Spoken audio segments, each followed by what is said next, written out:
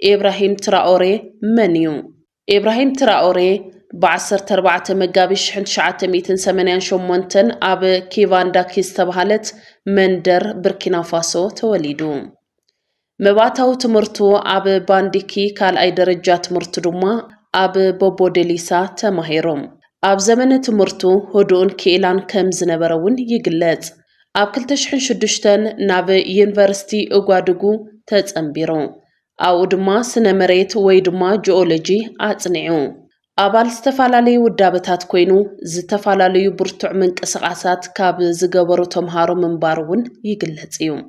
ኢብራሂም ትራኦሬ ካብ ዩኒቨርሲቲ ብማዕረግ ተመሪቑ ይኹን እምበር ብኽብሪ ዝተመረቀ ኢብራሂም ትራኦሬ ስራሕ ክረክብ ኣይከኣለን መማረጽ ምስኣነ ብ2009 ናብ ሰራዊት ቡርኪና ፋሶ ተጸምቢሩ ኣብ ወታደራዊ አካዳሚ ቤት ትምህርቲ ዶርጅናሞ አኖ ወታደራዊ ስልጠና ብብቕዓት ሰልጢኑ ተመሪቑ ድሕሪ ውስን ግዜ ጸረ ነፈርቲ ስልጠና ንኽወሃብ ናብ ሃገር ሞሮኮ ተለኣኸ ሌተናንት ማዕረግ ተዋሂብዎ ብ2014 ኣባል ዓቃብ ሰላም ውድብ ሕቡራት መንግስታት ኮይኑ ኣብ ውግእ ማሊ ተሳተፈ ብ2018 ኣብ ዞባ ተንቡክቱ ኣብ ዝተገበረ ከቢድ መጥቃዕቲ ፍሉይ ትብዓት ዘርኣየ ወታደር ተባሂሉ ተመጎሰ ድሕሪ ዚ ናብ ሃገሩ ቡርኪና ፋሶ ተመሊሱ አንጻር ዕጥቃት ጅሃድ ኣብ ዝነበረ ውግኣት ብጅግንነት ተዋግአ ሌተናንት ኢብራሂም ትራኦሬ ኣብ 2020 ሓለቓ መርከብ ኮይኑ ተሾመ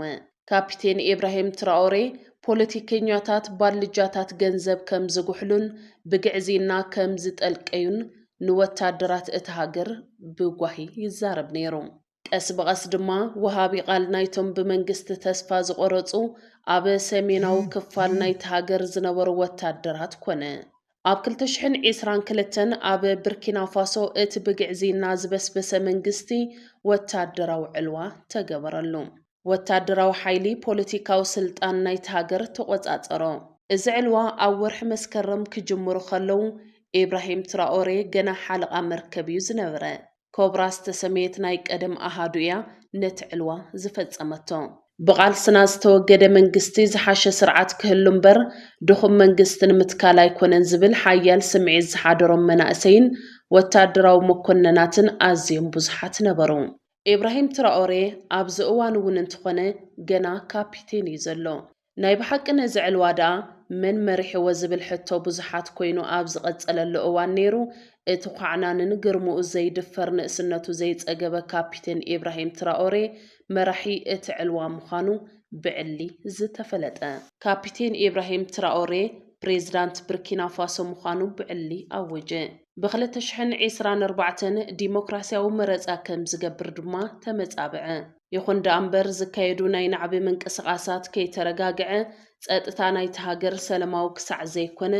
መረጻ ዝበሃል ከም ዘይሕሰብ ተዛረበ በዚ ዘይተሓጎሱ ወታደራት ቡርኪና ፋሶ ኣብ ዓመቱ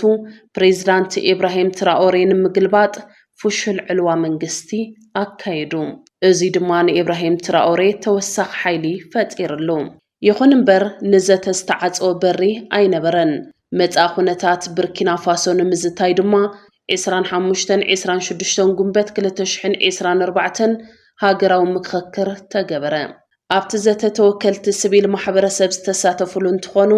መብዛሕትኦም ፖለቲካዊ ሰልፍታት ግን ነቲ ምክክር ኣይተቐበልዎን ድሕሪ ምክክር ፕሬዝዳንት ኢብራሂም ትራኦሬ ንተወሰኽቲ 5 ዓመታት ኣብ ስልጣን ከም ዝጸንሕ ተፈለጠ ድሕሪኸ ህዝባዊ መረጻ ክካየድ ዶ ይኸውን ወይስ በትረ ስልጣን ጨቢጡ ክቕጽል እዩ ግዜ ዝምልሶ ሓቂ እዩ ቡርኪና ፋሶ ካብ ዓዘቕቲ ድኽነት ክትናገፍ ተረርቲ ውሳነታት እናሕለፈ መጽዩ ፕሬዝዳንት ኢብራሂም ትራኦሬ ቁጠባት ሃገር ክብርኽ ሃፍተ ገነት ወርቂ ብምዕሩይ ኩነታት ናብ ምፍራይ ክእቶ ብጥብቂ ኣዚዙ በአንጻሩ ብውልቀ ሰባት ዝግበር ናይ ወርቂ ንግዲ ሙሉእ ብምሉእ ጠጠው ኣበሎ በሪ ኮንትሮባንድ ተዓጽዩ ተሓታትነትን ግልጽነትን ክሰፍን ገይሩ ፕሬዝዳንት ኢብራሂም ትራኦሬ ምስ ሚሊ ፌደሬሽን ከም ዝድግፍን ንጊኒ ሓዊስካ ጠንካራ መንግስቲ ክምስርቱ ከም ዘለዎምን ኣፍለጠ ሰለስቴን ኣብ ትሕቲ ወታደራዊ መሪሕነት ዘለዋ ሃገራትን ካልእ ፕሬዝዳንት ኢብራሂም ትራኦሬ ንምዕራባውያን ዘደንገጸ ውሳነ ወሲኑ ወታደራት ፈረንሳይ ብስም ሰላም ምስፋን ይኹን ብሓገዝ ኣብ ሃገረይ ከይኣቱ ኢሉ ቀጢን ትእዛዝ ኣመሓላለፈ። ኣብቲ ከባቢ ኣንጻር ሽብርቲ ቃለሱ ንዝነበሩ ወታደራት ፈረንሳይ ካብ ብርኪና ፋሶ ሰጎጎም። እዚ ንዕቐት ዝተመልኦ ተሪር ውሳነ መን ዝወለዶ እዩ ዓብይ ጭንቀት ፈጠረሎም። እንተኾነ ዓርሰ ተኣማንነቱ ዓለም ጉድ ዘበለ ኢብራሂም ትራኦሬ ኣብ ሃገሩ ልዑል ዝናን ተቐባልነትን እናረኸበ ቀጸለ። ፖሊስ ጉዳይ ወፃኢ ሃገሩ ኣብ ድሌት ህዝቢ ብርኪና ፋሶ ምዃኑ ኣንዳዕዲዑ ተዛረበ። ወታደራዊ ዓቕምታቱ ንምዝማን ድማ ምስ ቱርክን ሩስያን ጠንካራ ርክብ መስረተ። ብ1992 ዝተዓፀወ ኤምባሲ ሩስያ ደጊም ቀልቢ ዓለም ዝሰሓበ ኢብራሂም ትራኦሬ ኢብራሂም ትራኦሬ ባህግታቱ ከሳኽዕ ዶ ይኸውን ወይስ ከምቲ ገና ኣብቲ ተስፋ ዘለዎ ጉዕዞ እናሃለወ ዓንቢቡ ዝሓረረ ወዲ ሃገሩ ቶማስ ኣንክራ ዕጩ ክገጥሞ ይኸውን? ሓቢርና ንሪኦ ጉዳይ ይኸውን። ነዋሕቲ ኢድ ምዕራባውያን ብደንቢ ዝተገንዘበ ይመስል ኢብራሂም ትራኦሬ ናይ ብሓቂ ካብ መጻወዲኦም ከምልጥ ድዩ? ሓቢርና ንሪኦ ጉዳይ ክኸውን እዩ።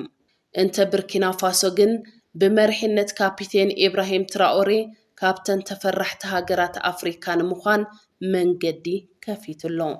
ኣብ ዞባ ቀርኒ ኣፍሪቃ ዝግበሩ ፖለቲካውን ወታደራውን ናይ ስልጣን ለውጥታት ግን ህዝቢ ከም ህዝቢ ኣብ ሕሱም ህይወት እናነበረ ሃፍቲ ዓድን ህዝብን ክባራት ማዕድን ወርቅን ሳፋየርን መሕበጥ ጅባ ጀነራላትን ሰበስልጣን እንዶ ወይስ ከም ካፒቴን ኢብራሂም ትራኦሬ ኩሉ ዓቕምታትካን ዓድኻን ህዝብኻን መውዓል ይኸውን? ብሓይሊ መልጢ ስልጣን መንግስትነት ንምቁፅፃር ዘገድድ ኩነታት እንድሕር ዳኣ ተፈጢሮ ወይ እውን ብህዝባዊ መረፃ ስልጣን መንግስትነት ዝሓዘ ዝኾነ ይኹን ሓይሊ ካብ ካፒቴን ኢብራሂም ትራኦሬ ትምህርቲ ክወስድ ይግባእ። እዚ ፕሮግራም ካብዚ ተፈላለዩ መራኸቢ ብዙሃን ኣኻኺብና ዘቕረብናልኩም እዩ ነይሩ። ካብዚ ዘቕረብናልኩም ፕሮግራም ድማ ብዙሕ ቆም ነገር ከም ዝረኸብኩም ኢና ተስፋ ንገብር። ብኻልእ ተመሳሳሊ መደብን ዝተፈለየ ታሪኽን ድማ ክንራኸብ ኢና። ሰላም።